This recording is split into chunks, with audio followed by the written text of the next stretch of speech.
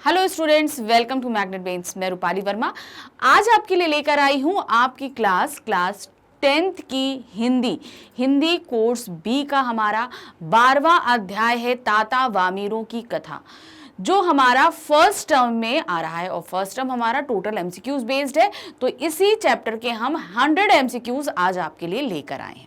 MCQs मतलब multiple choice question, Hindi में हम बोलेंगे तो बहुविकल्पीय प्रश्न, यानी कि एक प्रश्न के आपके पास में 4 ऑप्शंस रहते हैं, उनमें से आपको सही ऑप्शन चूज करना होता है आंसर के रूप में। तो इसी तरीके से इस पार्ट के 100 एमसीक्यूज हैं। चलिए इसको सॉल्व करना शुरू करते हैं, लेकिन इसको सॉल्व करने से पहले मैंने इसके पार्ट की जो पूरी व्याख्याएं और जो आपको पूरा समरी कराई है, पूरे प्रश्नोत्तर कराए हैं, उनको ज़रूर एक बार देख लीजिए ताकि आपके लिए ये पार्ट के एमसीक्यूज करना आसान हो जाए।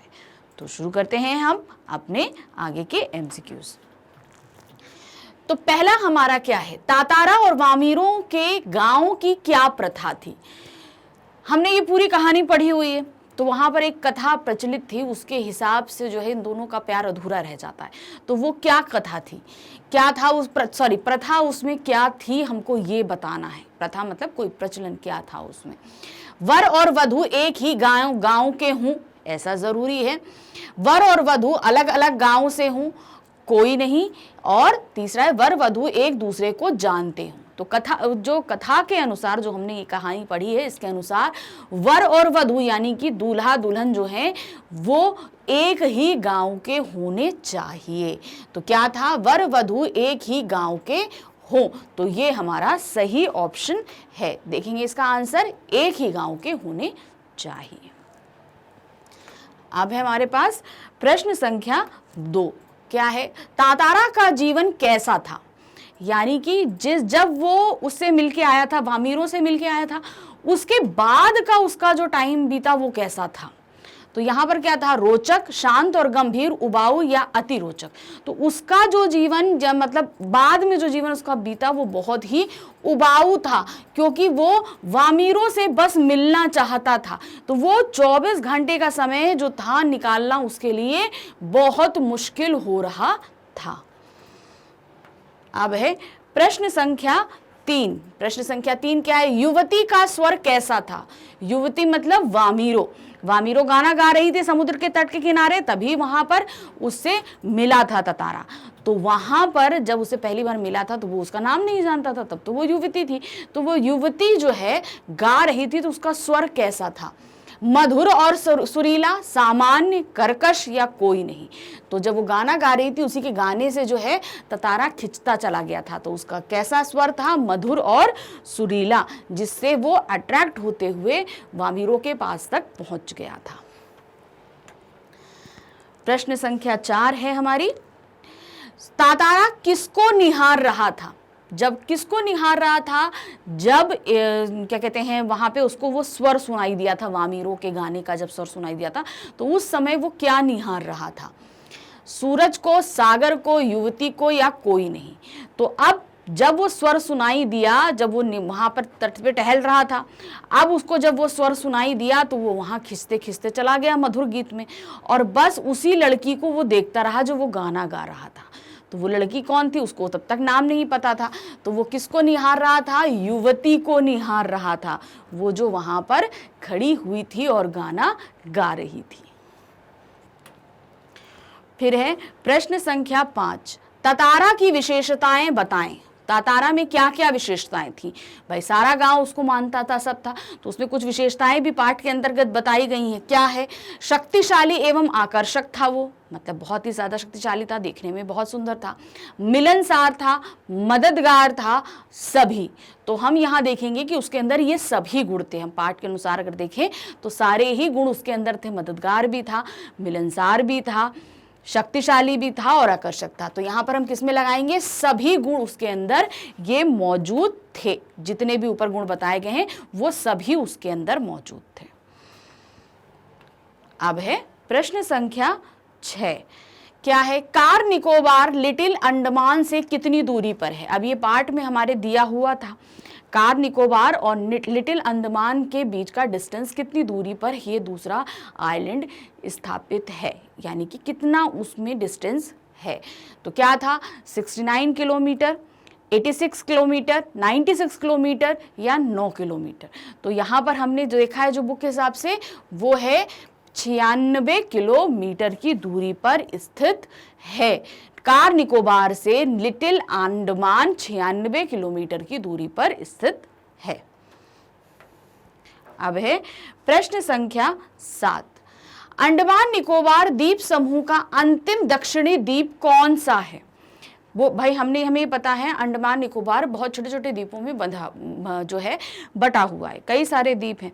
तो वहां पर जो हमने देखा अंतिम दक्षिणी द्वीप कौन सा है, तो वो कौन सा हमारा द्वीप बताया गया है, लिटिल अंडमान। लिटिल अंडमान जो है वो अंतिम दक्षिणी द्वीप है। फिर है प्रश्न संख्या 8। प्रश्न संख्या 8 क्या है हमारी सॉरी, तातारा वामिरों की कथा कहाँ सुनाई जाती है? ये कथा कहाँ की प्रचलित है, कहाँ सुनाई जा रही है? अंडमान निकोबार में, अंडमान निकोबार के हर घर में या कोई नहीं। तो पाठ देखिए अंडमान निकोबार में सुनाई जा रही है, लेकिन पाठ के अनुसार अगर हम उसको देखेंगे तो अंडमान निकोबार के हर घर में ये कथा सुनाई जाती है। तो ये देखिए यहाँ पे है अंडमान निकोबार दोनों, लेकिन यहाँ पर क्या ऐड है, हर घर में। तो पाठ में भी यही दिया है, अंडमान निकोबार के हर घर में जो है वो ये कथा सुनाई जाती है। अब है प्रश्न संख्या हमारी 9। तातारा कमर पे क्या बांधता था? वो अपनी कमर पे क्या बांध के रखता था? तलवार, लकड़ी की तलवार, लोहे की तलवार या तांबे की तलवार? क्या बांधता था? अब सबसे बड़ी बात तो ये है, तो तातारा क्या बांधता था, तलवार बांधता था। तो यहाँ पर लकड़ी की तलवार है, आपकी तलवार है, तो ये सही है। हम यहाँ पर क्या लगाएंगे, लकड़ी की तलवार बांधता था। अब है प्रश्न संख्या 10। तातारा किस तरह का युवक था? सुंदर, नेक, मददगार, शक्तिशाली या सभी? तो अभी उसके अंदर विशेषताएं बताई थी हमने, क्या क्या विशेषताएं थी, ये उसी तरीके से मिलता जुलता है, लेकिन इसमें आंसर देखिए बदले गए हैं। पहली बात, आकर्षक था, सुंदर था, नेक दिल व्यक्ति था, फिर मददगार भी था, शक्तिशाली भी था। तो यहाँ पर सभी चीज़ें लगाएंगे। क्यों? क्योंकि वो ऐसी सभी चीज़ें उसके अंदर मौजूद थी, वो सभी चीज़ें ये करता था। अब है प्रश्न संख्या 11। तातारा वामेरो कथा किस पर आधारित है? क्या ये जो कथा बताई गई है किस पर आधारित है? अंडमान निकोबार द्वीप समूह की लोक कथा पर, मुहावरों पर, लोकगीतों पर, किसी पर नहीं। तो ये जो तातारा वामेरो की कथा हमने पढ़ी है ये अंडमान निकोबार द्वीप समूह की लोक कथा पर आधारित है। तो वहां पर ये लोक कथा प्रचलित है जिसके आधार पर ये कहानी हमारे सामने इस पाठ में प्रस्तुत की गई है। अब है प्रश्न संख्या 12। मंडलोई जी की कविताएं किससे संबंधित हैं? तो हम हमारे जो पाठ में हैं, हमारे जो लेखक हैं वो, अब ये पूरा उसी से लिया गया है। लीलाधर मंडलोई हमारे पाठ के जो लेखक हैं उनकी कविताएं जो हैं वो किससे संबंधित रहती हैं? छत्तीसगढ़ अंचल से, मध्य प्रदेश भोपाल से, रायपुर से या उत्तराखंड से? तो अब यहाँ पर आप देखिएगा ये उनके जीवन परिचय में दिया हुआ है। जब भी आप कोई पाठ पढ़ेंगे जिससे एमसीक्यूज आ रहे हैं तो हम आपसे यही कहेंगे आप थ्रू आउट पूरा चैप्टर पढ़िए, मतलब जीवन परिचय भी पढ़िए, उसमें पाठ प्रवेश आता है, पाठ प्रवेश भी पढ़िए और पूरे पाठ को ध्यान से पढ़िए। इससे ये होगा कि कोई चीज़ आपसे मिस नहीं होगी, चाहे वो छोटी सी ही चीज़ क्यों ना हो। तो ये जो आपका क्वेश्चन दिया गया है ये लीलाधर मंडलोई के जीवन परिचय में दिया हुआ है। तो इसका जो सही आंसर क्या है? छत्तीसगढ़ अंचल से, यानी कि मंडलोई जी की कविताएं कहाँ से ज़्यादा प्रेरित रहती हैं? छत्तीसगढ़ अंचल से संबंधित रहती हैं। जितनी भी इनकी कविताएं हैं यहाँ पर सभी छत्तीसगढ़ अंचल से प्रभावित रहती हैं। चलिए देखते हैं आगे इसका आंसर। देखिए छत्तीसगढ़ अंचल से रहती हैं।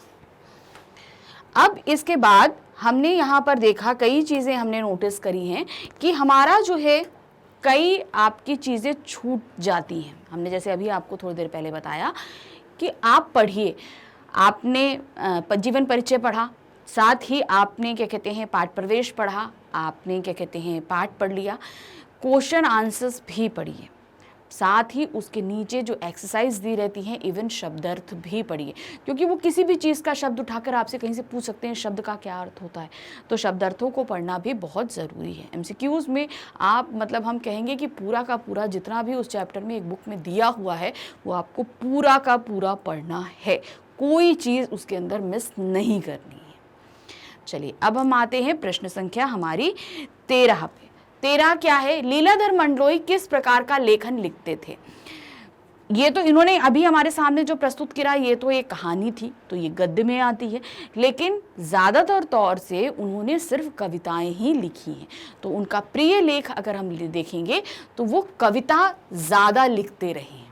ठीक है, ये ध्यान रखिएगा कि ये तो उन्होंने गद्य में हमारे सामने कहानी प्रस्तुत करी है, लेकिन ज़्यादातर उनका जो लेख रहता है वो कविताएं ही रहती हैं।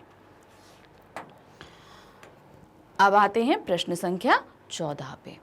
मंडलोई जी ने कौन सी शैली प्रयोग की है? अर्थात ये जो हमारे सामने पाठ प्रस्तुत किया है इसमें उन्होंने कौन सी शैली का प्रस्तुतिकरण किया है? व्यवहारात्मक है, उपमायुक्त है, वर्णात्मक और संवेदात्मक है, या कोई नहीं? तो इसमें सही जो आंसर है वो है वर्णात्मक या संवेदात्मक। अब ये क्या होता है हम आपको बता दें। वर्णात्मक मतलब किसी चीज़ का वर्णन करना। तो यहाँ पर एक लोक कथा थी जिसके बारे में एक एक छोटी छोटी चीज़ उन्होंने बहुत अच्छे से वर्णन करी है। गांव में पशु मेला लगा हो, चाहे वामीरों की फीलिंग्स हो, चाहे ततारा की फीलिंग्स हो, या गांव वालों का जो मत हो, उन सभी चीज़ों को बहुत ही अच्छे से लीलाधर मंडलोई ने वर्णन किया है। फिर है संवेदात्मक। संवेदात्मक मतलब सभी की संवेदनाएं उसके अंदर हैं, हम देख रहे हैं। इसमें दोनों प्यार करते हैं वो भी है, फिर उसके बाद बिछुड़ जाते हैं।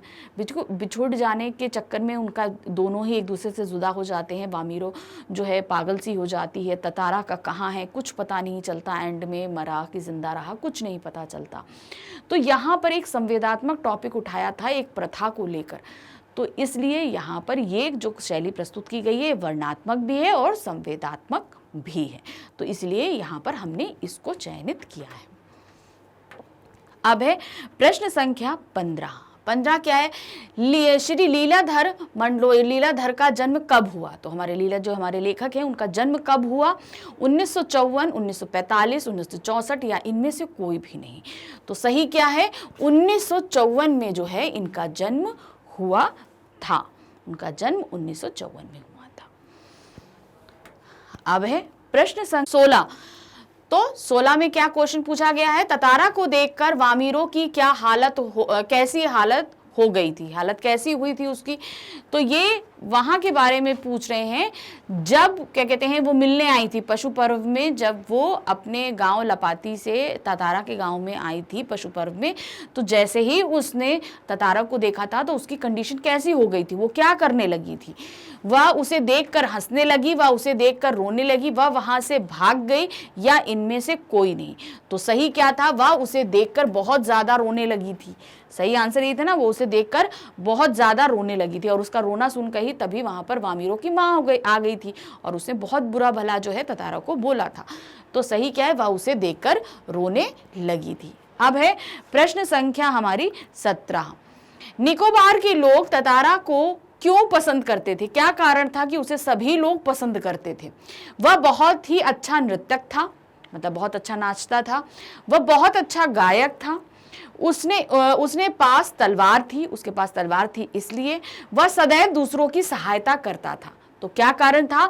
वह सदैव दूसरों की सहायता करता था, इसीलिए सभी गांव वाले जो है निकोबार वाले वो हमेशा उसको बहुत ही ज्यादा पसंद करते थे। हमें किसी को भी जरूरत हो तुरंत दौड़कर सबकी सहायता वो करता था। अब है प्रश्न संख्या 18।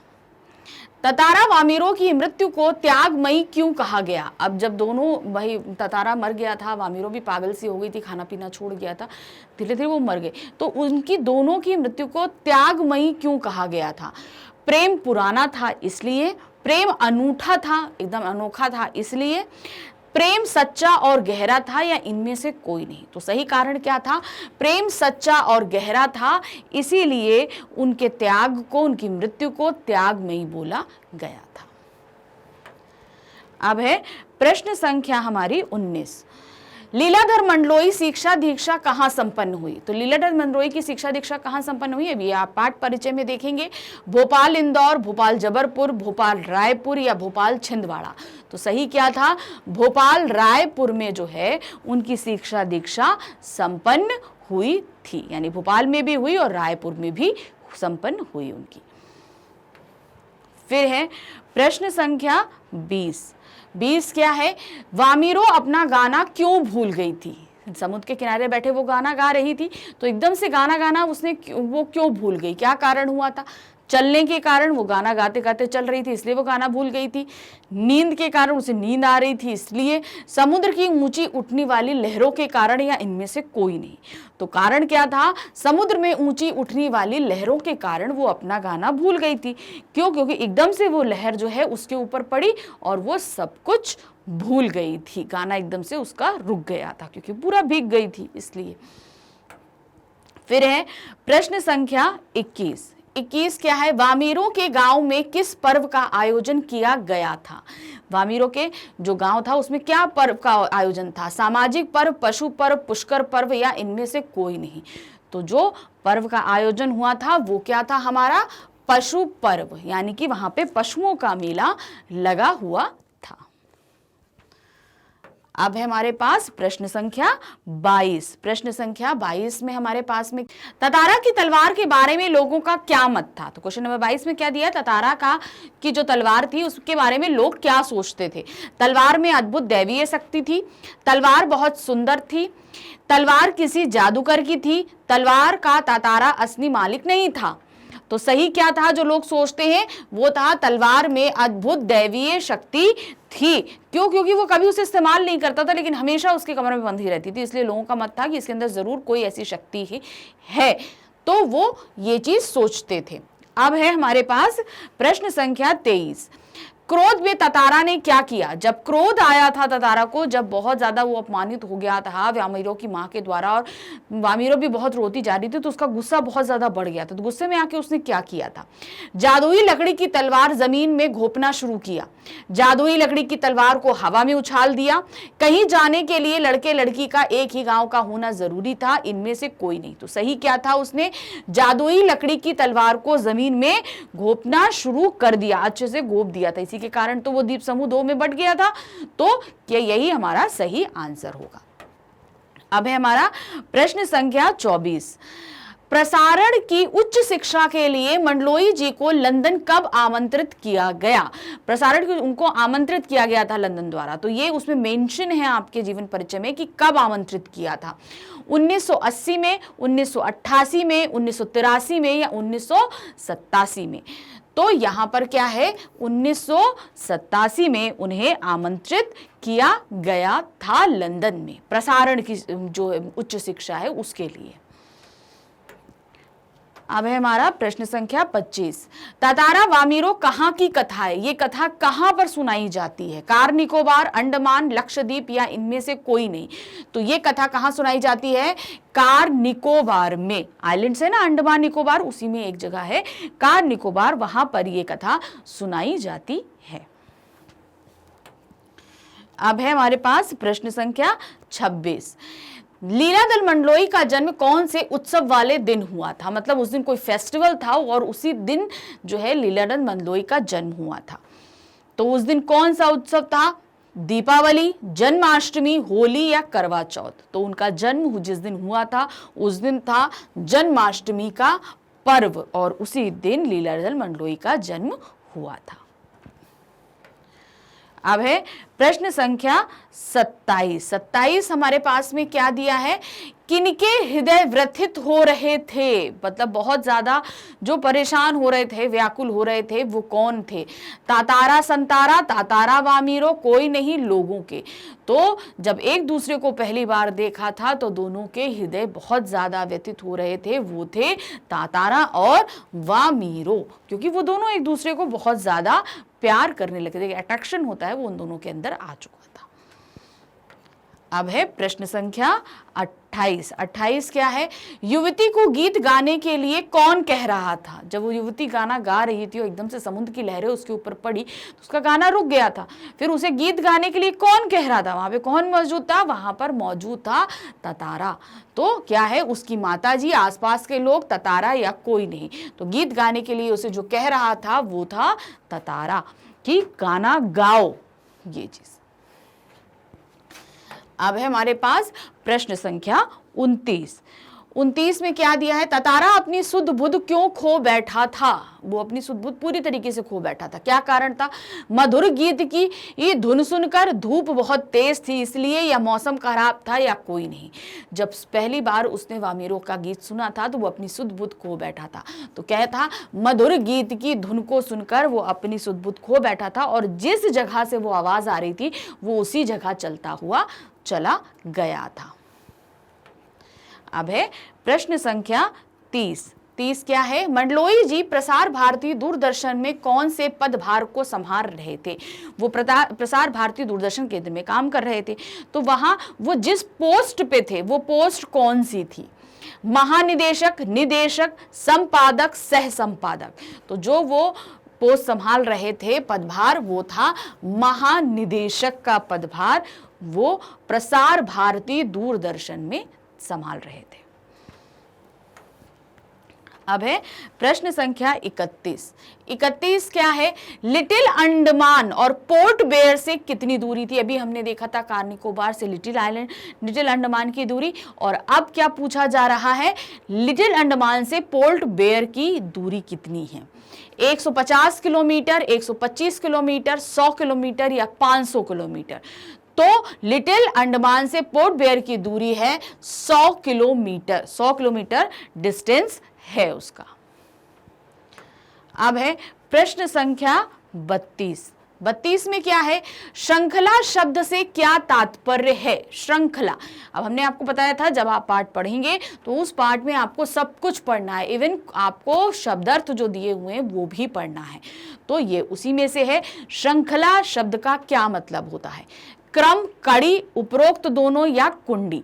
तो श्रृंखला का मतलब होता है क्रम और कड़ी दोनों ही, इसलिए इसका सही आंसर है उपरोक्त दोनों। तो दोनों में से अगर कोई एक भी आपसे पूछा जाता है तो वो भी सही होगा। इसके दो आंसर होते हैं तो दोनों हम लाए हैं। एग्जाम में अगर आपसे कोई एक भी पूछ लिया जाए तो वो भी आपका सही होगा। अब है प्रश्न संख्या 33। वामीरो की त्यागमयी मृत्यु से क्या परिवर्तन हुआ? जब वो उन दोनों की त्यागमयी मृत्यु हो गई तो उससे क्या परिवर्तन आया था? निकोबार के लोग प्रेम से रहने लगे, निकोबार के लोग दूसरों को अपनाने लगे, निकोबार के लोग दूसरे गांव में भी व्यवहारिक संबंध बनाने लगे, या कोई नहीं? तो ये परिवर्तन आया था क्योंकि ये दोनों इसलिए नहीं मिल पाए थे क्योंकि यहाँ की प्रथा थी कि दूल्हा दुल्हन एक ही गांव के होने चाहिए। इसी कारण से इन दोनों की जान चली गई। तो अब जब जान चली गई तो क्या परिवर्तन हुआ कि अब लोग एक दूसरे गांव में भी वैवाहिक संबंध बनाने लगे थे। तो ये एकदम सही ही है हमारा। निकोबार के लोग दूसरे गांव में भी वैवाहिक संबंध बनाने लगे थे। अब है हमारे पास प्रश्न संख्या 34। 34 क्या है? आसपास के लोग ततारा को क्यों आमंत्रित करते थे? मतलब जो आसपास के गांव के लोग भी हैं उनको क्यों आमंत्रित करते थे? उसके आत्मीय स्वभाव के कारण, उसके सुंदर होने के कारण, उसके लोकल होने के कारण, उसके शक्तिशाली होने के कारण। तो क्या था यहाँ पर? उसके आत्मीय स्वभाव के कारण, मतलब वो जिससे मिलता था उसे ऐसा लगता था जैसे कि वो उसका खुद का अपना है। ऐसे बातचीत, मिलना, हालचाल पूछना, सब कुछ। तो आसपास के लोग उसे इसलिए आमंत्रित करते थे क्योंकि उसका स्वभाव जो है वो बहुत ही आत्मीय था। अब है प्रश्न संख्या 35। 35 क्या है? यह किसकी कथा है? ये जो कथा हमने अभी पढ़ी तातारा वामीरो की, ये है किसकी कथा? तातारा नामक युवक और वामीरो नामक युवती की प्रेम कथा है, प्रेरक कथा है, लोक कथा है, या कोई नहीं? तो सही क्या है? तातारा नामक युवक और वामीरो नामक युवती की प्रेम कथा है जो हमने इस पाठ में पढ़ी है। अब है हमारे पास प्रश्न संख्या 36। 36 क्या है? मंडलोई जी की प्रमुख रचनाओं के नाम बताइए। तो रचनाएं उनकी जितनी हैं सभी क्या हैं, घर घर घूमा, रात बिरात, देखा अनदेखा और काला पानी सभी। तो यहाँ पर क्या है, इनकी ये सभी इनकी कविताएं हैं, सारी जितनी ऊपर दी हुई हैं सभी ही इनकी कविताएं हैं। तो याद रखिए, इनको आप याद कर लीजिएगा। अगर कोई और कवि रचनाओं के साथ में मिला के इनकी रचनाएं दी जाती हैं तो आपको ये ध्यान होना चाहिए कि ये मंडलोई जी की कविताएं हैं। अब है प्रश्न संख्या 37। 37 क्या है, इनके द्वारा अंडमान निकोबार द्वीप समूह पर लिखा गद्य किसका अध्ययन है। यानी कि कहने का तात्पर्य क्या है, इनके यानी कि मंडलोई जी द्वारा, मंडलोई जी द्वारा अंडमान निकोबार द्वीप समूह पे जो ये गद्य लिखा गया है, ये इस किसका अध्ययन, किस चीज का इन्होंने अध्ययन किया और तब ये जो है ये कथा हमारे सामने आई। वो समाज शास्त्र का अध्ययन कर रहे थे, मतलब समाज में कैसी चीजें व्याप्त हैं इसके बारे में अध्ययन कर रहे थे। तब अर्थशास्त्र मतलब कि जो है पैसे से रिलेटेड अगर कोई चीज का अध्ययन कर रहे थे तब ये कथा उनके सामने आई। जब राजनीति का अध्ययन कर रहे थे तब ये चीज उनके सामने आई, या भूगोल का यानी ज्योग्राफिकल जब चीज को देख रहे थे तब उनके सामने आई। तो ये कथा इनके सामने तब आई जब ये समाज शास्त्र का अध्ययन कर रहे थे, तब उनको इस कथा के बारे में पता चला। तो सही क्या है, जब मंडलोई जी ने अंडमान निकोबार द्वीप समूह पर लिखा यह गद्य समाज शास्त्र का के अध्ययन के अंतर्गत इनके सामने आई थी। अब है प्रश्न संख्या 38। 38 क्या है, किसके प्रयोग से मंडलोई जी की भाषा प्रभावशाली हो गई है। ये जो हमने पूरा पाठ पढ़ा है इसमें इन्होंने क्या चीज ऐसा इस्तेमाल किया कि जो उन्होंने भाषा लिखी वो बहुत ही ज़्यादा अट्रैक्टिव हो गई, हमको बड़ी पसंद आई। क्या कारण था, लोक कथा से, गीतों से, मुहावरों के प्रयोग से, या कोई नहीं। तो हमने देखा कि इस पाठ में इन्होंने बहुत सारे मुहावरों का भी इस्तेमाल किया है, तो मुहावरों के प्रयोग से ही ये कथा जो है बहुत प्रभावशाली हो गई थी। अब क्वेश्चन नंबर है 39, लेखक का जन्म कहाँ हुआ था। अभी जो लेखक यानी कि हमारे लीलाधर मंडलोई जी का जन्म कहाँ हुआ था, छिंदवाड़ा के गांव गुड़ी में, भोपाल में, रायपुर में, या कोई नहीं। तो सही क्या है, छिंदवाड़ा के गांव गुड़ी में इनका जन्म हुआ था। ये देखिए। अब है प्रश्न संख्या 40। 40 में क्या है, तातारा वामीरो कथा के लेखक कौन हैं। अब ये जो कथा हम पढ़ रहे हैं, हम पढ़ते चले आ रहे हैं, इस कथा के लेखक कौन है, श्री लीलाधर मंडलोई, श्री प्रेमचंद्र, प्रहलाद अग्रवाल, या कोई नहीं। तो इसके जो लेखक हैं वो हैं श्री लीलाधर मंडलोई। हम जैसे पढ़ते चले आ रहे हैं, उनकी कविताओं के बारे में, सब कुछ के बारे में हमने देखा, रचनाओं के बारे में देखा, उनकी पढ़ाई के बारे में, जन्म के बारे में सब कुछ देखा। तो यहाँ पर हमने क्या देखा, ये हमारे इस जो पाठ के रचयिता हैं वो हैं श्री लीलाधर मंडलोई जी। अब है प्रश्न संख्या 41। 41 क्या है, तातारा ने गीत बंद होने पर वामीरो से क्या प्रश्न किया। गा रही थी, एकदम से गीत उसका बंद हो गया, तो एकदम उसने क्या प्रश्न किया, क्या चीज उसने पूछी। तुम कहाँ के रहने वाली हो, ये पूछा। मैंने तुम्हें पहले कहीं देखा है। तुम यहाँ इस तरह क्यों घूम रही हो। तुमने मधुर गाना अधूरा क्यों छोड़ दिया। तो जब जैसे ही उसने गाना बंद किया था वामीरो ने, तुरंत सबसे पहले उसने बोला था तुमने ये मधुर गाना क्यों अधूरा छोड़ दिया। तो बार बार उसको इंसिस्ट करा था कि नहीं तुम गाओ गाओ गाओ। तो इसी से वो वामीरो बहुत घबरा गई थी। तो अधूरा क्यों छोड़ दिया, तुमने मधुर गाना अधूरा क्यों छोड़ दिया। अब है प्रश्न संख्या 42। 42 क्या है, वामीरो की कल्पना में तातारा कैसा युवक था। अब वामीरो से पहली बार मिली थी, उसके बारे में बहुत कुछ सुन चुकी थी, आज पहली बार उसके सामने आया था। तो उसकी कल्पना में जो है तातारा कैसा युवक था। अद्भुत साहसी युवक, परिश्रमी युवक, वैभव संपन्न युवक, या समझदार। तो अभी तक उसने बहुत कुछ सुना हुआ था, आज वो लड़का उसके सामने था। तो सही क्या है, वो अद्भुत साहसी युवक था वामीरो की कल्पना में। देखिए अब है प्रश्न संख्या 43। प्रश्न संख्या 43 क्या है, वामीरो ने तातारा को भूल जाना ही श्रेयकर क्यों समझा। भाई पहले देख के तो विचलित वो भी हो गई थी, लेकिन उसने क्यों ऐसा सोचा कि हमें तातारा को भूल जाना चाहिए, इसका कारण क्या था। क्योंकि तातारा एक ढीठ युवक था, वामीरों को तातारा का व्यवहार पसंद नहीं आया, इसलिए तातारा दिन भर घूमता रहता था, इसलिए परंपरा के अनुसार किसी दूसरे गांव के युवक के साथ वामीरों का विवाह नहीं हो सकता था। तो जो वहां की परंपरा थी उसके अनुसार दूसरे गांव के किसी भी युवक के साथ जो है वामीरों का विवाह नहीं हो सकता था। मतलब वामीरों लपाती की लड़की थी, लपाती गांव की, तो वहीं के लड़के से ही उसका विवाह हो सकता था, जबकि तातारा वहां का नहीं था, इसलिए उनको दूसरे गांव में करने की परमिशन नहीं थी। तो इसलिए वामीरों ने सोचा कि ये गलत है, इसलिए मुझे तातारा को भूल जाना चाहिए। अब है प्रश्न संख्या 44। 44 में क्या है, तातारा के लिए अगला दिन कैसा गुजरा। यानी कि जब तातारा मिल लिया तो अगला जो उसका दिन था, बिन तातारा उसको देखे बगैर, तो उसका दिन कैसा बीत रहा था। आंच रहित, ठंडा, उबाऊ, सभी कथन सत्य हैं। तो यहाँ पर क्या था, आंच रहित, मतलब उसके जीवन में मतलब उस दिन कुछ अच्छा हो ही नहीं रहा था। आंच रहित का तात्पर्य होता है कि कुछ भी अच्छा नहीं हो रहा था जिसमें उसका मन लग पाता। दूसरा, ठंडा, बिल्कुल कोई उत्तेजना नहीं, कुछ नहीं, रूटीन के काम में भी उसका मन नहीं लग रहा था। उबाऊ था, अब जल्दी लग रहा किसी तरह ये पूरा दिन बीते और शाम आ जाए और शाम ढलते समय वो उस किनारे पे चला जाए जहां पे वो वामीरों से मिला था। तो सही क्या है कि सभी कथन सत्य हैं। तातारा का अगला दिन आंच रहित, ठंडा और उबाऊ बीता था। अब है प्रश्न संख्या 45। 45 क्या है, वामीरों कहाँ की रहने वाली थी। वामीरों के गांव का क्या नाम था, सपाती, लपाती, हरिपाती या पासा। तो सही क्या था, उसके गांव का नाम था लपाती। कार निकोबार के एक गांव का नाम था लपाती, जहां पर वामीरों रहती थी। अब है प्रश्न संख्या 46। 46 क्या है, आदिम शब्द से क्या तात्पर्य है। आदिम शब्द इस्तेमाल किया गया इस पाठ में, तो उसका क्या मतलब होता है। आदमी, प्रारंभिक, पूर्वज या उपरोक्त सभी गलत हैं।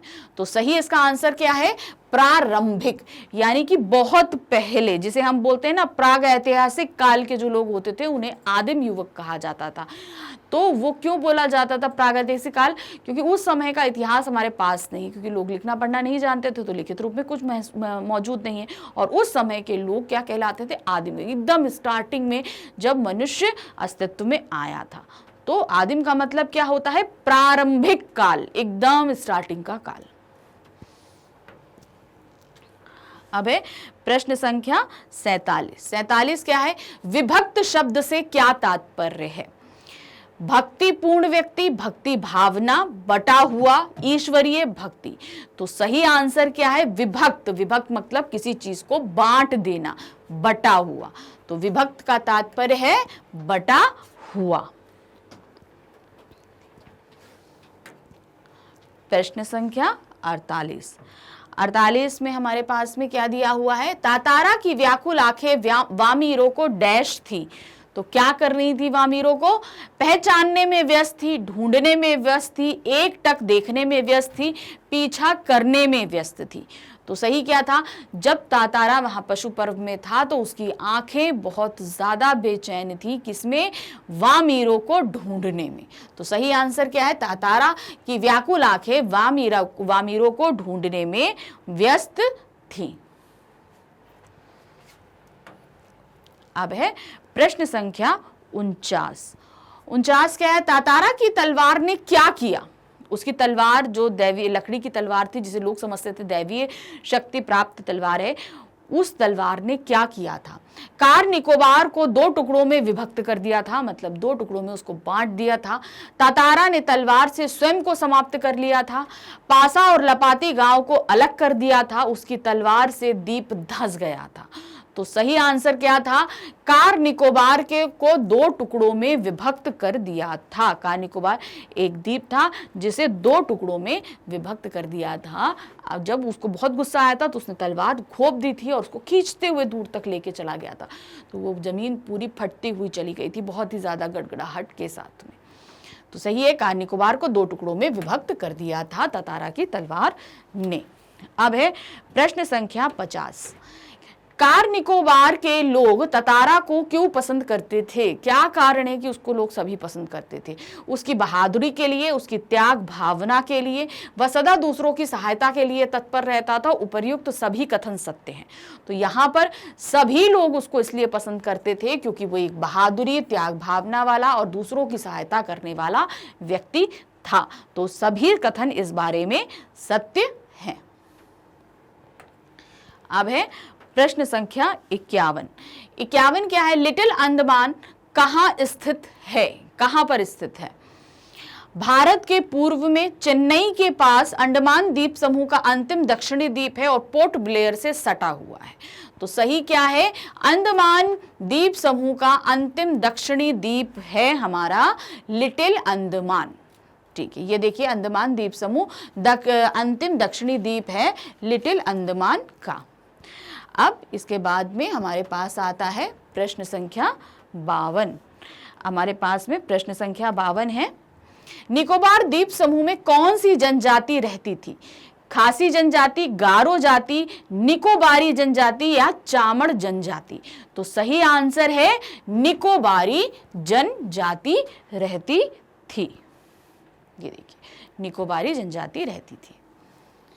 अब है प्रश्न संख्या 53। 53 में क्या है? वर्तमान में निकोबारियों का क्या विश्वास है? अभी वर्तमान समय में, ये तो कहानी थी बहुत समय पहले की, अभी के समय में लोगों का क्या विश्वास है? प्राचीन काल में कार निकोबार और लिटिल अंडमान एक ही द्वीप समूह थे, ये विश्वास था। यहां पर कोई भी द्वीप समूह नहीं था। पहले यहां ज्वालामुखी हुआ करते थे, उपरोक्त में से कोई नहीं। तो सही क्या है? वर्तमान में लोगों का यह विश्वास है कि प्राचीन काल में कार निकोबार और लिटिल अंडमान एक ही द्वीप हुआ करते थे। अब इन्हीं के विभक्त होने की कहानी तो जो है तातारा और वामीरो की प्रेम कथा से जो संबंधित करके उन्होंने लोक कथा बनाई और बताया कि ये दोनों अलग हो गए। तो इसके हिसाब से क्या था कि ये दोनों जो आपके लिटिल आइलैंड है कार निकोबार, ये पहले एक हुआ करते थे। तो सही क्या है? प्राचीन काल में कार निकोबार लिटिल अंडमान एक ही द्वीप हुआ करते थे, ये अभी के लोगों का विश्वास है। अब है हमारे पास प्रश्न संख्या 54। तातारा वामीरो जब मिलते तब वह क्या करते थे? यानी कि जब वो मिले थे तो क्या करते थे?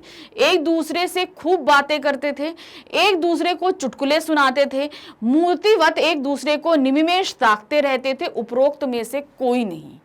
तो क्या होता था? वो दोनों मूर्ति बन जाते थे और बिना पलक झपकाए एक दूसरे को देखते रहते थे। यानी मूर्तिवत एक दूसरे को निमिमेष ताकते रहते। निमिमेष मतलब बिना पलक झपकाए एक दूसरे को देखते रहते थे, लगातार एक टक देखना। अब है प्रश्न संख्या 55। 55 क्या है? दिन भर के अथक परिणाम के बाद तातारा टहलने के लिए कहाँ गया? जब बहुत ज्यादा थक गया था तो उस दिन वो टहलने के लिए गया था। कहाँ टहलने के लिए गया था वो? मैदान में, अंडमान द्वीप पर, पहाड़ों की ओर, समुद्र के किनारे। तो वो पूरे दिन के व्यस्तता के बाद जब थक गया था तो अपने आप को शांत करने के लिए वो समुद्र के किनारे टहलने के लिए गया था।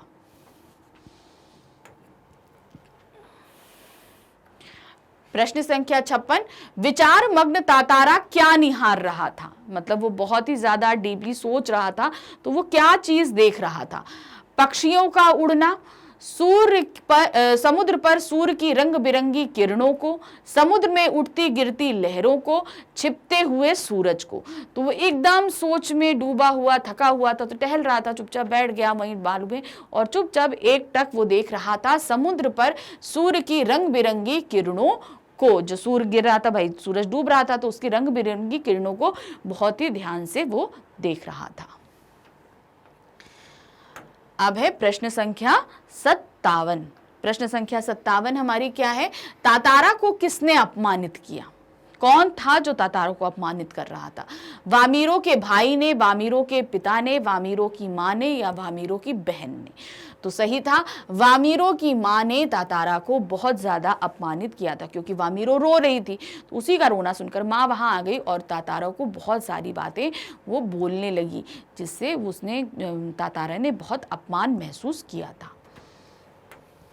अब है प्रश्न संख्या 58। 58 क्या है? तातारा की तंद्रा भंग कैसे हुई? तंद्रा मतलब वो डूबा हुआ था किसी चीज में, तो उसकी तंद्रा कैसे भंग हुई?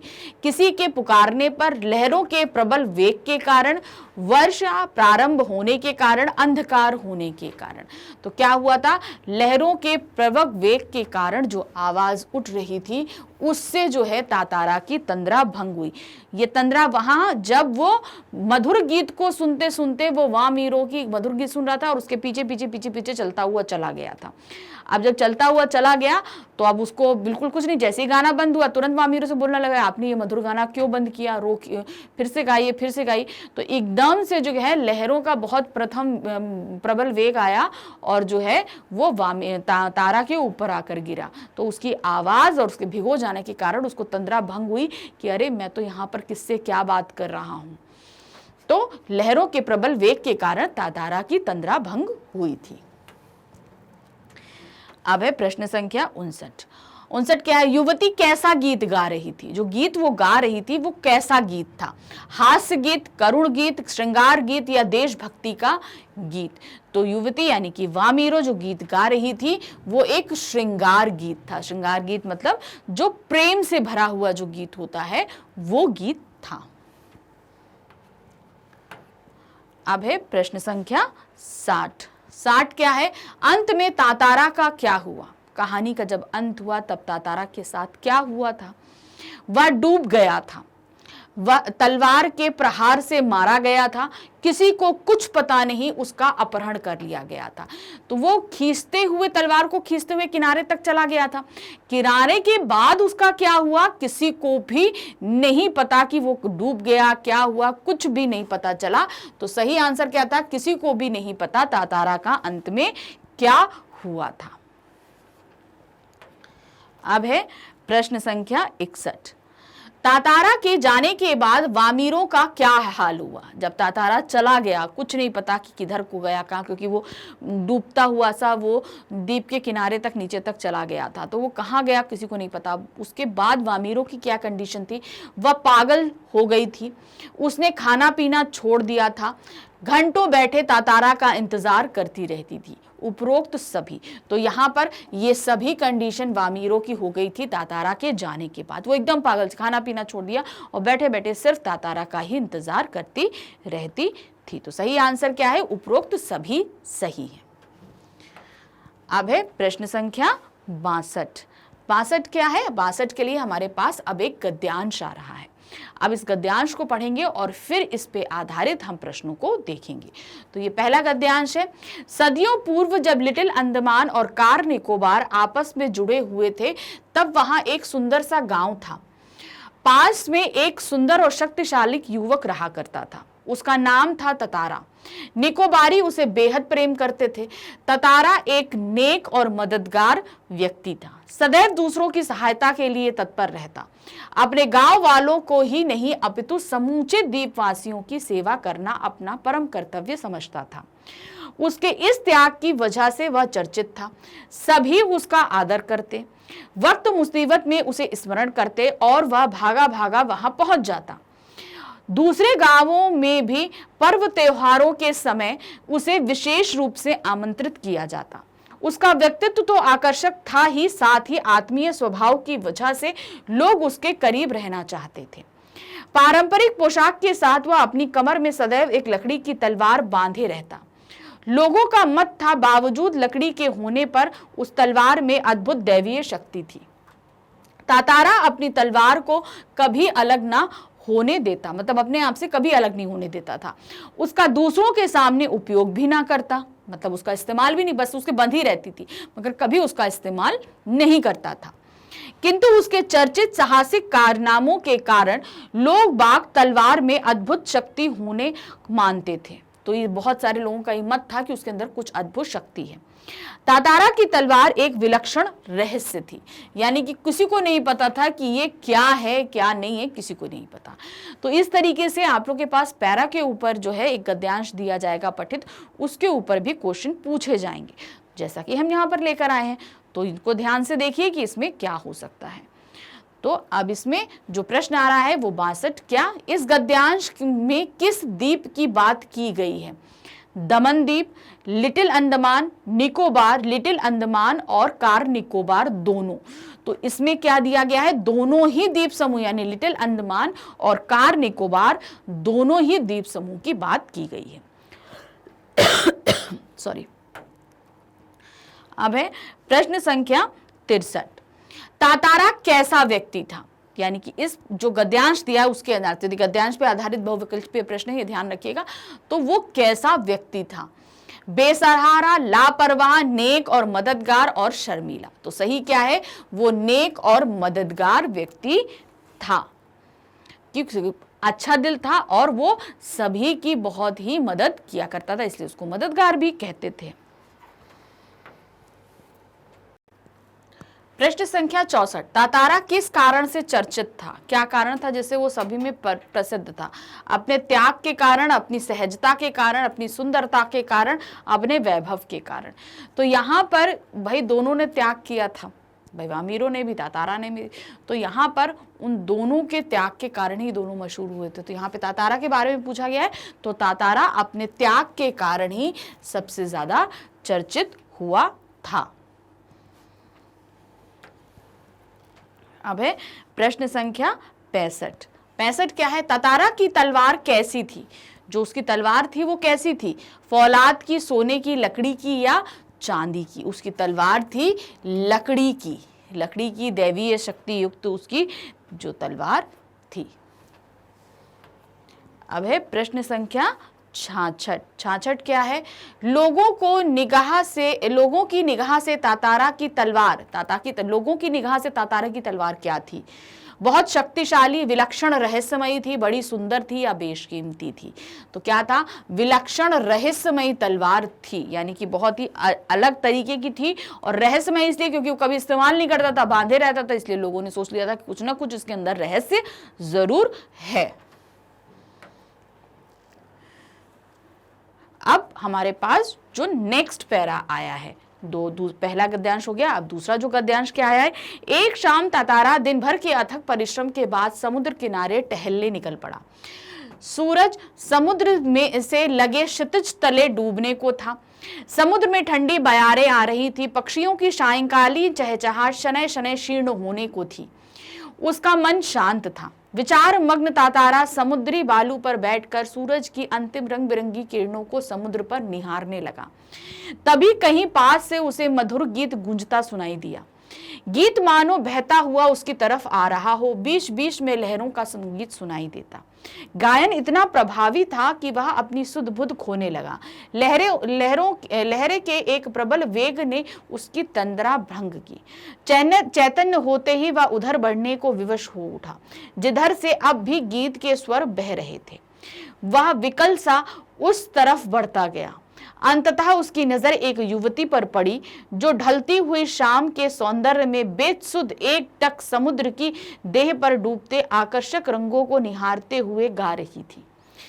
यह एक श्रृंगार गीत था। उसे ज्ञात ही ना हो सका कि अजनबी युवक उसे निशब्द ताके जा रहा है। एक ऊंची लहर उठी और उसे भिगो गई। वह हड़बड़ाहट में गाना भूल गई। इसके पहले कि वह सामान्य हो पाती, उसने अपने कानों में गूंजती गंभीर आकर्षक आवाज सुनी। तो ये एक गद्यांश था। अब इस पे आधारित हम अपने प्रश्न को देखेंगे। तो प्रश्न संख्या हमारे पास में आ रही है 67। 67 क्या है? तातारा समुद्र किनारे क्यों गया था? क्या कारण था वो गया था? दोस्तों के साथ समय बिताने, मछलियां पकड़ने, दिन भर की थकान के बाद टहलने के लिए, नौका विहार करने। तो वो क्या करने गया था? दिन भर की थकान के बाद टहलने के लिए गया था। अब है क्वेश्चन नंबर 68। 68 क्या है? समुद्र किनारे का वातावरण कैसा था? अब उस अपने आप को टहलेगा तो आसपास का वातावरण किस तरीके का था। सूर्यास्त होने वाला था, ठंडी ठंडी हवा चल रही थी, पक्षियों की चहचहाट मंत्रमुग्ध कर देने वाली थी। उपरोक्त सभी, तो यहाँ पर इन्हीं शब्दों के साथ जो है गद्यांश में आपका जो वातावरण है उसको वर्णित किया गया था। तो सही यहाँ पर हम क्या देंगे, उपरोक्त सभी ही सही हैं, यहाँ पर सभी सही हैं। अब है क्वेश्चन नंबर 69 क्या है, तातारा को अचानक क्या सुनाई पड़ा, तातारा की उस पर क्या प्रतिक्रिया हुई। वो वहां बैठा हुआ था, समुद्र पर गिरती रंग बिरंगी लहरों पर सूर्य की किरणों को देख रहा था। तो क्या चीज थी कि वो उसको सुनाई पड़ी और वह उसकी प्रतिक्रिया उसको सुनाई देने के बाद क्या थी। तातारा को अचानक मधुर गीत के बोल सुनाई पड़े, बहुत ही अच्छा गीत सुनाई दिया। गायन के प्रभाव से वह अपनी सुध बुध खोने लगा। तीसरा, ऐसा लगता था मानो गीत उसकी ओर बहता हुआ आ रहा हो। उपरोक्त सभी, तो गद्यांश में यही चीज दी थी कि वो उसको बहुत ही मधुर गीत सुनाई दिया और वो अपनी सुध बुध खो गया और उसको ऐसा लग रहा था कि वो गीत उसकी तरफ बहता आ रहा। तो प्रतिक्रिया क्या थी, उसकी सुध बुध खो बैठना। तो यह क्या सही है हमारा, उपरोक्त सभी सही है यहाँ पर। ये देखिए, तो गद्यांश में जिन लाइन से वो उसको एक्सप्लेन किया गया है हम वो तीनों लाइन लेके आए। अगर आपके पास में कोई एक पूछा जाता है तो आप उसी हिसाब से इसका आंसर लगाएंगे, जो भी लाइन आपसे पूछी जाएगी। सारी पूछी जाती है तो आप उपरोक्त सभी में लगाएंगे। तो ये आपके सामने क्वेश्चन किस तरीके से प्रेजेंट किया जा रहा है ये आप जरूर ध्यान से पढ़िएगा।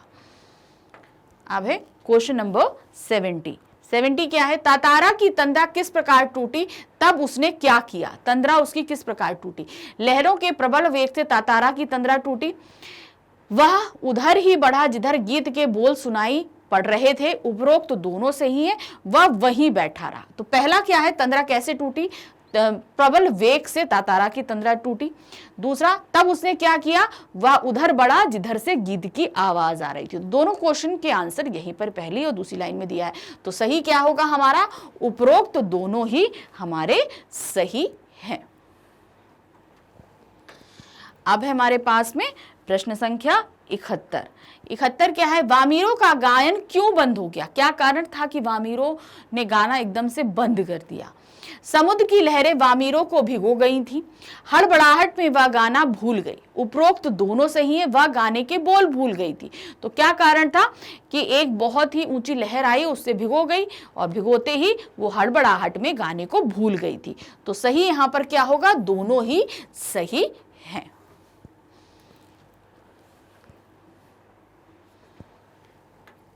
अब है प्रश्न संख्या 72 क्या है। अब 72 के लिए हमारे पास एक पैरा आ गया है, फिर से अब इसको हम पढ़ेंगे, फिर उसके आधार पर हम 72 वाला क्वेश्चन का आंसर देंगे।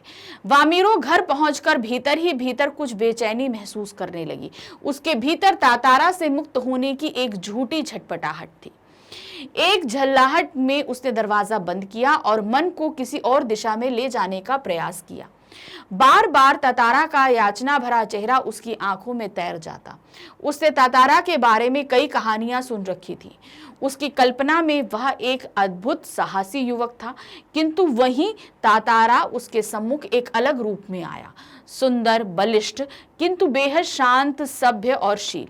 उसका व्यक्तित्व कदाचित वैसा ही था जैसा वह अपने जीवन साथी के बारे में सोचती रहती थी, किंतु एक दूसरे गांव के युवक के साथ यह संबंध परंपरा के विरुद्ध था।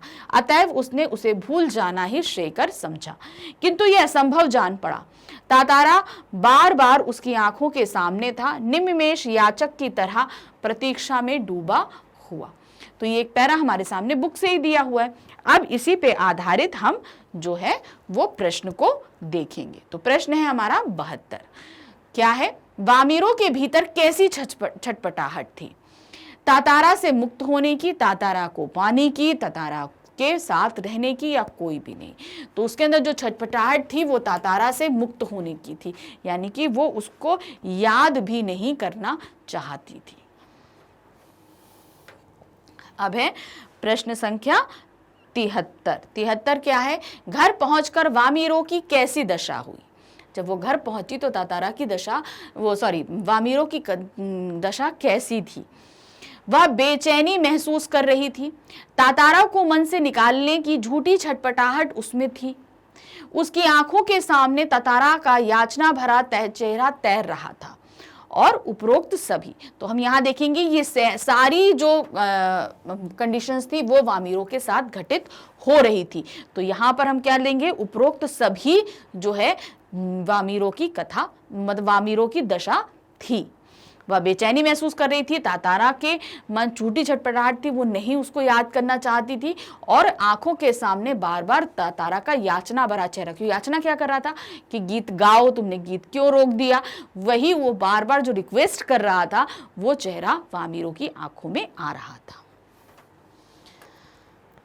अब है प्रश्न संख्या 74।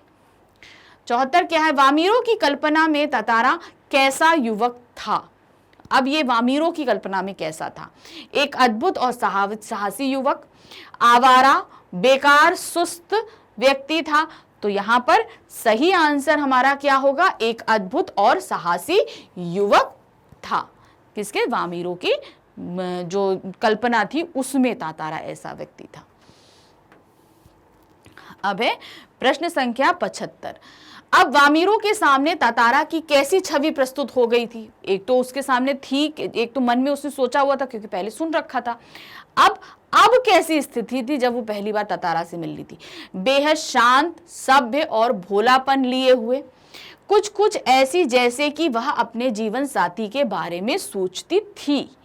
उपरोक्त दोनों सही हैं, जैसे उसका कोई भाई हो। तो यहां पर क्या था, शांत और सभ्य व्यक्ति था, और जैसा वो अपने जीवन साथी, हर लड़की सोचती है कि भाई हमारा भावी जीवन साथी ऐसा होगा, तो वो जैसा जीवन साथी सोचती थी वैसा ही जीवन साथी तातारा था। तो यहां पर क्या होगा, उपरोक्त दोनों सही हैं। अब है प्रश्न संख्या 76। 76 क्या है, वामीरो ने तातारा को भूल जाना क्यों श्रेयकर समझा। तातारा वामीरो अलग अलग गांव के थे। दूसरा, परंपरा के अनुसार दोनों एक ही गांव का होना आवश्यक था, तभी वे विवाह बंधन में बंध सकते थे। तीसरा, उपरोक्त दोनों सही हैं। चौथा, क्योंकि वामीरो को वह पसंद नहीं था।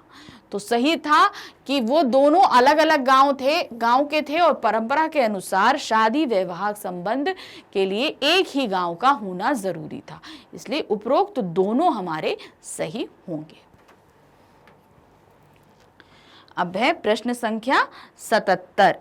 तो 77 हमारी क्या आ रही है, एक गद्यांश आ रहा है। अब देखिए, गद्यांश को जब भी आपके सामने गद्यांश होगा तो ध्यान रखिएगा, गद्यांश पे आधारित प्रश्न पूछे जाते हैं, लेकिन कभी कभी उससे रिलेटेड भी पूछ लिए जाते हैं।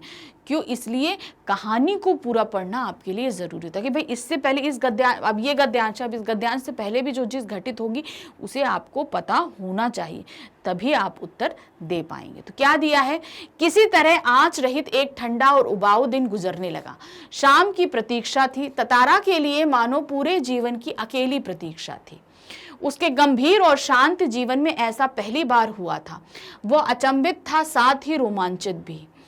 दिन ढलने के काफी पहले वह लपाती के उस समुद्री चट्टान पर पहुंच गया। वामीरो की प्रतीक्षा में एक एक पल पहाड़ की तरह भारी था। उसके भीतर एक आशंका भी दौड़ रही थी। अगर वामीरो ना आई तो वह कुछ निर्णय नहीं कर पा रहा था, सिर्फ प्रतीक्षारत था। बस आस की एक किरण थी जो समुद्र की देह पर डूबती किरणों की तरह कहीं भी डूब सकती थी। वह बार बार लपाती के रास्ते पर नजरें दौड़ाता। सहसा नारियल के झुरमुटों से उसे एक आकृति कुछ साफ हुई, कुछ और। उसकी खुशी का ठिकाना ना रहा। सचमुच वह वामीरो थी। लगा जैसे वह घबराहट में थी। वह अपने को छुपाते हुए बढ़ रही थी। बीच बीच में इधर उधर नजरें दौड़ाना ना भूलती। फिर तेज कदमों से चलती हुई तातारा के सामने आकर ठिठक गई। दोनों शब्दहीन थे। कुछ था जो दोनों के भीतर बह रहा था। एक टक निहारते हुए वे जाने कब तक खड़े रहे। सूरज समुद्र की लहरों में कहीं खो गया था। अंधेरा बढ़ रहा था। अचानक वामीरो कुछ सचेत हुई और घर की तरफ दौड़ पड़ी। तो ये एक हमारे पास गद्यांश दिया है। अब इसी गद्यांश पे आधारित हमारे सामने प्रश्न रखे जाएंगे। अब प्रश्न संख्या है 77। शाम की प्रतीक्षा में तातारा का दिन कैसा रहा। मतलब वो शाम कहाँ जाना चाहता था, वो लपाती के उसी समुद्र तट पे जाना चाहता था जहाँ वो वामीरों से मिला था। तो उसका दिन कैसा गया? ठंडा, आज रही ठंडा और उबाऊ दिन। उसको लगा कि यह पूरे जीवन की प्रतीक्षा है। दिन ढलने में काफी पहले ही वह समुद्री चट्टान पर पहुंच गया। उपरोक्त सभी, तो यहाँ पर उसका पूरा दिन इसी तरीके से बीता था। कैसा? आज रही ठंडा बीता था। उसे लगा कि ये उसकी जीवन की सबसे बड़ी प्रतीक्षा है। अभी तक उसने इतना बड़ा इंतजार कभी नहीं किया। और जब शाम होने से पहले, शाम को उसे वामीरों से मिलना था और शाम हुई नहीं थी, उससे पहले ही वो लापाती के समुद्र तट पर पहुंच गया। तो यहाँ पर क्या होगा? उपरोक्त सभी सही है हमारे। अब है क्वेश्चन नंबर 78। 78 क्या है आपका? तातारा के भीतर कौन सी आशंका जन्म ले रही थी? अब जब वो इंतजार कर रहा था तो उसके अंदर क्या आ रहा था, क्या आशंका थी, क्या उसे डाउट हो रहा था, ऐसा होगा नहीं होगा नहीं होगा? तो वो डाउट क्या था? अगर वामीरो नहीं आई, दूसरा वह निर्णय नहीं कर पा रहा था कि क्या करूं। उपरोक्त दोनों सही है। वामीरो को किसी ने रोक तो नहीं लिया, तो सही क्या है? वो सोच रहा था अगर वामीरो नहीं आई तो। दूसरा, अभी मुझे क्या करना चाहिए, अगर नहीं आई तो मैं क्या करूंगा। तो इस तरह की आशंकाएं जो हैं उसके दिल में थी। तो यहां पर उपरोक्त दोनों ही सही हैं। यहां पर अब क्वेश्चन नंबर 79। 79 क्या है? कब तातारा की खुशी का ठिकाना ना रहा? कब तातारा बहुत ज्यादा खुश हो गया? जब झुरमुट से एक आकृति प्रकट हुई, वह वामीरो थी। उपरोक्त दोनों सही है। जब सूरज डूब गया, तो सही क्या है? जब झुरमुट से एक आकृति आई और धीरे धीरे जब पास आई, पास ही देखा कि वामीरो है, तो वो बहुत खुश हो गया था। तो उस कंडीशन में क्या ये दोनों ही, ऊपर वाली दोनों ही हमारा सही है। यहां पर अब है क्वेश्चन नंबर 80। 80 क्या है? तातारा और वामीरो एक दूसरे से कुछ भी क्यों नहीं कह पाए? क्या कारण था? वो दोनों एक दूसरे से कोई बात ही नहीं करे, बस खड़े एक दूसरे को देखते रहे और सूरज डूब गया और रात हो गई और वामीरो दौड़ के चली गई। तो क्यों नहीं एक दूसरे से बात कर पाए थे? दोनों के अंदर कुछ बह रहा था, दोनों चेतना शून्य हो गए थे। उपरोक्त तो दोनों सही हैं। दोनों कुछ बोलना नहीं चाहते थे, मतलब उनके अंदर कोई चीज ऐसी थी जो सेम फीलिंग थी, दोनों के अंदर थी। और दूसरा, चेतना शून्य हो गया, आसपास क्या घट रहा है कुछ नहीं, बस एक दूसरे को देखकर वो एक दूसरे में ही मगन हो गए थे। तो सही क्या है? उपरोक्त तो दोनों सही हैं। चेतना शून्य हो गए थे और उनके अंदर, दोनों के अंदर कोई चीज ऐसी बह रही थी। Question number 81। 81 क्या है? सचेत होने पर वामीरो ने क्या किया? अब जैसे ही, अभी तो एकदम चेतना शून्य थे, एक दूसरे को निहार रहे थे, अब एकदम से जब सचेत हुए, वामीरो को थोड़ा सा कुछ एहसास हुआ, सूरज डूब गया था, तब उसने क्या किया? सचेत होकर वामीरो घर की ओर दौड़ पड़ी। वह रोने लगी, वह शर्म आ गई। उपरोक्त में से कोई भी नहीं। तो क्या हुआ था? जैसे ही वो सचेत हुई, तुरंत वह घर के तरफ दौड़ पड़ी थी। अब है प्रश्न संख्या 82। 82 में हमारे सामने एक गद्यांश आया है। अब इस गद्यांश को पहले हम पढ़ेंगे और फिर 82 का उत्तर देंगे। क्या दिया है? कुछ समय बाद पाया गांव में पशु पर्व का आयोजन हुआ। पशु पर्व में हष्ट पुष्ट पशुओं के प्रदर्शन के अतिरिक्त पशुओं से युवकों की शक्ति परीक्षा प्रतियोगिता भी होती थी। वर्ष में एक बार सभी गांव के लोग हिस्सा लेते। बाद में नृत्य संगीत और भोजन का भी आयोजन होता। शाम से सभी लोग पासा में एकत्रित होने लगे। धीरे धीरे विभिन्न कार्यक्रम शुरू हुए। तातारा का मन इन कार्यक्रमों में तनिक ना था। उसकी व्याकुल आंखें वामीरो को ढूंढने में व्यस्त थीं। नारियल के झुरमुट से एक पेड़ के पीछे से उसे जैसे कोई झांकता दिखा। उसने थोड़ा और करीब जाकर पहचानने की चेष्टा की। वह वामीरो थी, जो भयवश सामने आने से झिझक रही थी। उसकी आंखें तरल थीं, होठ कांप रहे थे। तातारा को देखते ही फटकर रोने लगी। तातारा विहल हुआ, उससे कुछ बोलते ही नहीं बन रहा था। रोने की आवाज लगातार ऊंची होती जा रही थी। तातारा की कर्तव्य विमूढ़ था। वामीरों के रुंदन स्वरों को सुनकर उसकी मां वहीं पहुंची और दोनों को देखकर आग बबूला हो उठी। सारे गांव वालों की उपस्थिति में यह दृश्य उसे अपमानजनक लगा। इस बीच गांव के कुछ लोग भी वहां पहुंच गए। वामीरो की मां क्रोध में उफन रही थी। उसने तातारा को तरह तरह से अपमानित किया। तो ये गद्यांश दिया है, ध्यान से इसको पढ़िएगा। अभी तो जैसे हमने पढ़ के आपको बता दिया, समझ में आ गया होगा, लेकिन जब आपके सामने आएगा ये एग्जाम में तो बहुत ही ध्यान से पढ़िएगा। अब इस पे आधारित हम प्रश्न को देखते हैं। तो प्रश्न संख्या 82 हमारे सामने दिया गया है। तो क्या दिया है, गांव में आयोजित पशु पर्व की क्या विशेषता थी। जो पशु पर्व पाशा गांव में आयोजित किया गया था उसकी विशेषता क्या थी। पर्व में तरह तरह के पशु आते थे। इस अवसर पर युवकों की शक्ति प्रदर्शन प्रतियोगिता भी होती थी। नृत्य और भोजन का भी आयोजन होता था। और चौथा है, खा और गा सही है। तो यहाँ पर क्या है, तरह तरह के पशु आते थे, ये तो पैरा में कहीं मेंशन नहीं है, तो का वाला हम हटा देंगे तो बाकी दोनों हमारे सही है, यानी खा और गा हमारा सही है। तो सही आंसर हमारा क्या होगा, घा हमारा सही है, कि ऑप्शन नंबर खा और गा एकदम सही है। अब है प्रश्न संख्या 83 में क्या है, वामीरो तातारा के सामने आने से क्यों झिझक रही थी।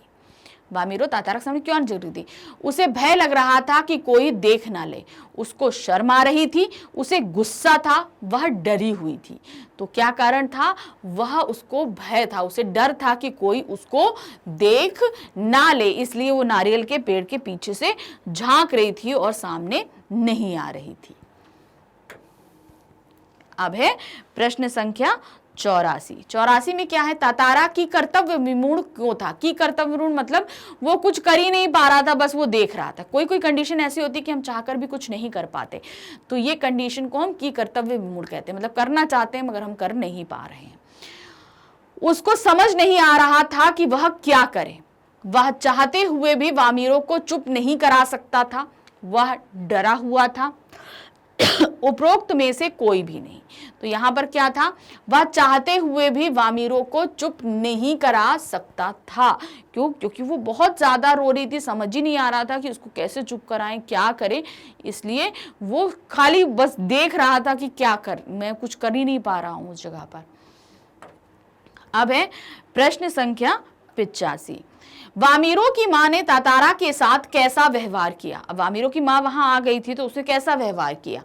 वामीरों की मां ने तातारा को बुरा भला कहा, उसने तातारा को तरह तरह से अपमानित किया। उपरोक्त दोनों सही हैं, तातारा को बहुत प्यार किया। तो हम देखेंगे कि ऑप्शन नंबर का और खा दोनों ही सही हैं, ये दोनों ही हमारे गद्यांश में दिए गए थे, तो ये दोनों ही सही हैं। तो यहाँ पर हम क्या लगाएंगे, दोनों सही हैं। उसकी माँ ने बहुत बुरा भला कहा और तरह तरह से उसको अपमानित भी किया था। अब है प्रश्न संख्या आपकी 86। अब 86 के लिए हमारे पास फिर से एक गद्यांश आया है। तो क्या है, अब इसको हम पढ़ते हैं। गांव के लोग भी तातारा के विरोध में आवाजें उठाने लगे। यह तातारा के लिए असहनीय था। वामीरो अब भी रोए जा रही थी। तातारा भी गुस्से से भर उठा। उसे जहां विवाह की निषेध परंपरा पे क्षोभ था, वहीं अपनी असहायता की खींच, वामीरो का दुख उसे और गहरा कर रहा था। उसे मालूम ना था कि क्या कदम उठाना चाहिए। अनायास उसका हाथ तलवार की मूठ पर जा टिका। तलवार की मूठ मतलब जो उसका ऊपर का हत्था होता है वहां पर। क्रोध में उसने तलवार निकाली और कुछ विचार करता रहा। क्रोध लगातार अग्नि की तरह बढ़ रहा था। लोग सहम उठे। एक सन्नाटा सा खिंच गया। जब कोई राह न सूझी तो क्रोध का शमन करने के लिए उसने शक्ति भर उसे धरती पर घोंप दिया और ताकत से उसे खींचने लगा। वह पसीने से नहा गया। सब घबराए हुए थे। वह तलवार को अपनी तरफ खींचते खींचते दूर तक पहुंच गया। वह हाँफ रहा था। अचानक जहां तक लकीर खिंच गई थी वहां एक दरार होने लगी, मानो धरती दो टुकड़ों में बंटने लगी। एक गड़गड़ाहट सी गूंजने लगी और लकीर की सीध में धरती फटती ही जा रही थी। दीप के अंतिम सिरे तक तातारा धरती को मानो क्रोध से काटता जा रहा था। सभी व्याकुल हो उठे। लोगों ने ऐसे दृश्य की कल्पना ना की थी, वे सिहर उठे। उधर वामीरो फटती हुई धरती के किनारे चीखती हुई दौड़ पड़ी थी। तातारा तातारा तातारा, उसकी करुण चीख मानो गड़गड़ाहट में डूब गई। तो ये उसी के आगे का गद्यांश है। अब उसमें क्या दिया 86 में, तातारा के लिए क्या असहनीय था, क्या चीजें थी जो उसको बहुत असहनीय तकलीफ दे रही थी। वामीरो की मां द्वारा किया गया अपमान, लोगों के द्वारा अपना विरोध, वामीरो का रोना, उपरोक्त सभी। तो ये सारी चीजें ही तातारा के लिए असहनीय हो रही थी कि वो वामीरो को रोता हुआ भी नहीं देख पा रहा था, वामीरो की माँ ने जो उसका अपमान किया था वो, और लोग भी जो हैं वो उसका विरोध कर रहे थे। ये सभी चीजें मिलजुल के जो है तातारा को बिल्कुल पसंद नहीं आई, वो असहनीय हो रहा था। इसी कारण वो बहुत ज्यादा क्रोध में भर गया था। अब है प्रश्न संख्या 87, निषेध परंपरा से क्या तात्पर्य। अब इसमें एक पैरा में वर्ड दिया है ना, निषेध परंपरा। तो निषेध परंपरा का मतलब क्या होता है? जो परंपरा बहुत समय से चली आ रही है वह परंपरा जिस पर रोक लगी हो, वह परंपरा जिसे माना नहीं जा सकता, वह परंपरा जिसे मानना जरूरी हो। तो निषेध परंपरा मतलब वह परंपरा जिस पर रोक लगी हो, कोई ऐसी परंपरा जिस पर रोक लगा दी गई, ये आपको नहीं करना है, तो ये निषेध परंपरा कहलाती है। अब है प्रश्न संख्या 88, क्रोध में आकर तातारा ने क्या किया? जब उसे बहुत ज्यादा गुस्सा आया तो तातारा ने क्या किया? तलवार निकाली, शक्ति के साथ तलवार को धरती पर घोंप दिया, तलवार को खींचते हुए धरती के छोर तक ले गया। तलवार को घोंपा और ऐसे खींचते हुए वो धरती के छोर तक ले जा रहा था। उपरोक्त सभी, तो क्रोध में आकर तातारा ने ये सभी कुछ किया था। तलवार निकाली थी, शक्ति के साथ उसने तलवार धरती पर घोंप दी थी और तलवार को खींचते हुए वो धरती के छोर तक ले गया। छोर तक मतलब जहां तक समुद्र था वहां तक वो खींचता हुआ उस तलवार को ले गया था। तो यहां पर हम क्या लगाएंगे? उपरोक्त सभी। अब है प्रश्न संख्या 79, आपकी 79 में हमारे पास क्या आ रहा? तलवार घोंपने का क्या परिणाम हुआ? जब तलवार घोंप दी तो क्या परिणाम हुआ?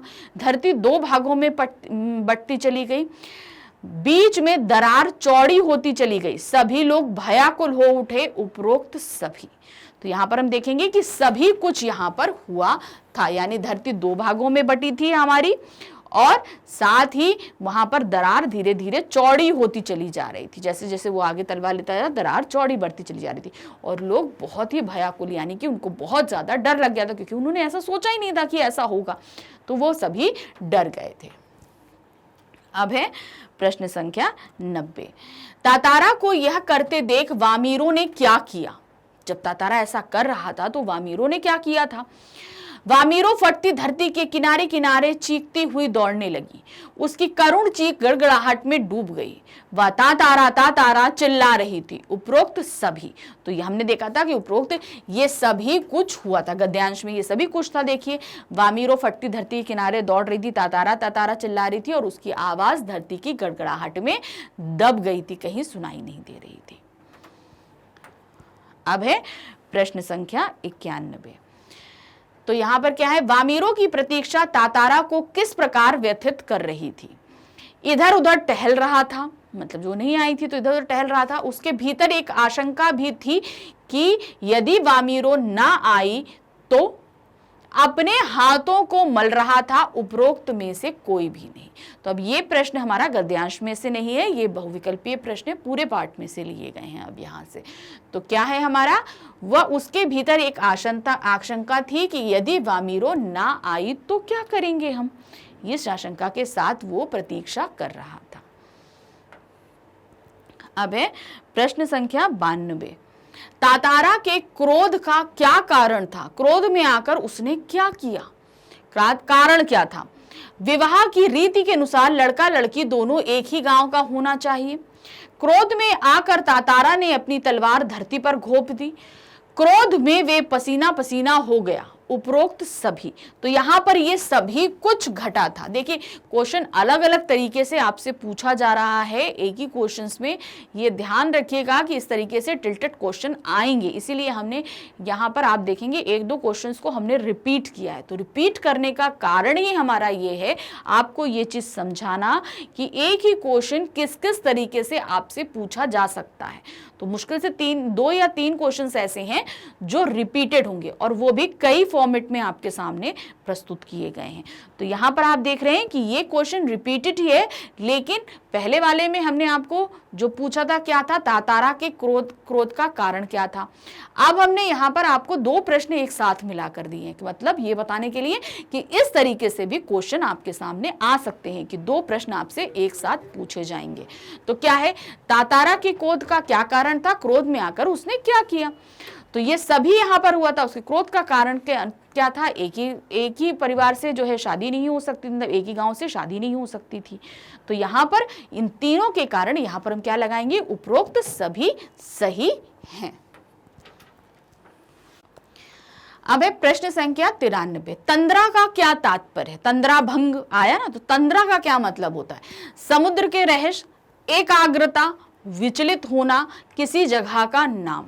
तो तंद्रा का होता है एकाग्रता, मतलब जब हम कहीं पर ऐसा मगन हो जाते हैं कि आसपास की चीजें हमारे लिए बिल्कुल नल अवॉइड हो जाती है, हमको पता ही नहीं चलता कि यहाँ पे आसपास कुछ है, तो हमारा ध्यान उसी पे केंद्रित रहता है, तो उसको हम क्या बोलते हैं, तंद्रा, यानी कि एकाग्रता यानी कि फोकस्ड, हम फोकस हो जाते हैं किसी एक चीज के लिए। अब है प्रश्न संख्या 94। बयार से क्या तात्पर्य है। बयार शब्द भी इस्तेमाल किया गया, उससे क्या मतलब, किसी चीज का नमूना, कहीं आना जाना, शीतल मंद वायु, किसी चिड़िया का नाम। तो बयार का तात्पर्य होता है शीतल मंद वायु। ये देखिए। अब है प्रश्न संख्या 95 क्या है, प्राचीन काल में शक्ति प्रदर्शन के लिए किस प्रकार के आयोजन किए जाते थे। अपनी शक्ति को दिखाने के लिए, भाई हमारे यहाँ ज्यादा शक्तिशाली पुरुष हैं या उस गांव में शक्तिशाली ज्यादा पुरुष, उसके लिए क्या कैसे आयोजन किए जाते थे। पशु पर्व का आयोजन होता था, युवक द्वारा शक्ति प्रदर्शन किया जाता था, इस अवसर पर खाने पीने का भी प्रबंध किया जाता था। तो पशु पर्व जो आयोजित होते थे उनमें शक्ति प्रदर्शन युवकों द्वारा भी किया जाता था, खाने पीने, नाच गाने आदि का भी जो है आयोजन किया जाता था, जिससे लोगों का मनोरंजन भी हो और सभी अपना शक्ति प्रदर्शन भी कर सके। तो यहाँ पर क्या है, सभी कुछ ऐसा होता था प्राचीन काल में अपना शक्ति प्रदर्शन करने के लिए। शक्ति पशु पर्व मतलब हमारे यहाँ इतनी तादाद में पशु हैं, इतने हष्टपुष्ट, तो वो भी एक शक्ति प्रदर्शन तो हुआ। फिर हमारे यहाँ के युवक इतने हष्टपुष्ट हैं, तो भाई मल्ल युद्ध हुआ, लड़ाई झगड़ा हुआ, पशुओं के साथ भिड़ंत हो गई। तो ये सभी चीजें ये दिखाती थी शक्ति को अपना प्रदर्शित करना, अपनी शक्ति को प्रदर्शित करना। अब प्रश्न संख्या 96। वामीरों ने तातारा को बेरुखी से क्या जवाब दिया। वामीरों ने तातारा को बेरुखी से क्या जवाब दिया। तातारा बताए कि वह कौन है, वह दूसरे गांव के युवक के प्रश्न का जवाब देने के लिए बाध्य नहीं है, उपरोक्त दोनों सही, तुम यहां से चले जाओ। तो ये क्या था, जब वामीरो गाना गा रही थी ना, तब उसने गाना रोक दिया एकदम से, और तातारा बार बार उसे रिक्वेस्ट कर रहा था गाना गाओ। तब उसने वामीरो का रिएक्शन क्या था, उसने क्या बेरुखी से जवाब दिया, बताए, मतलब तातारा से पूछा बताएं कि आप कौन हैं, और दूसरे युवक के प्रश्न का, दूसरे गांव के युवक का प्रश्न का जवाब वो देने के लिए बिल्कुल भी बाध्य नहीं। तो यहाँ पर ये दोनों ही प्रश्न उत्तर हमारे सही हैं, तो यहाँ पर हम लगाएंगे दोनों सही हैं। अब है प्रश्न संख्या 97 है, निकोबार द्वीप समूह के विभक्त होने के बारे में निकोबारियों का क्या विश्वास है। मतलब ये जो दोनों अलग हुए इसके बारे में पहले तो हमने देखा था वर्तमान समय में निकोबारियों का क्या विश्वास है वो, अब यहाँ पूछ रहे हैं निकोबार द्वीप समूह के विभक्त होने के बारे में, मतलब अलग होने के बारे में उनका क्या विश्वास है। तो क्या है, पहले कार निकोबार अंडमान दोनों एक ही द्वीप थे, उनका एक पहला विश्वास तो ये है। दूसरा, तातारा वामीरो एक गांव का ना होने से उनके विवाह में बाधक रहा था, ये भी एक उनका विश्वास था। तातारा की तलवार के द्वारा दोनों द्वीप अलग अलग हो गए थे। तो और चौथा है उपरोक्त सभी। तो यहां पर हम देखेंगे कि ये सभी आंसर हमारे सही है, तो यहां हम लगाएंगे उपरोक्त सभी सही है। अब है प्रश्न संख्या 98 में क्या है, ये कैसी कथा है। जो ये कथा हमने पूरी पढ़ी, ये कथा है कैसी? पौराणिक कथा है, प्रेरक कथा है, लोक कथा है, या कोई भी कथा, किसी भी तरह की कथा नहीं है? तो हम जैसे कि शुरू से पढ़ते आ रहे हैं कि ये एक लोक कथा है, यानी कि वहां के लोगों के बीच में प्रचलित एक कथा है जो हमारे सामने प्रस्तुत की गई है। तो ये एक लोक कथा है। अब है प्रश्न संख्या 99। आसपास के लोग तातारा को क्यों आमंत्रित करते थे?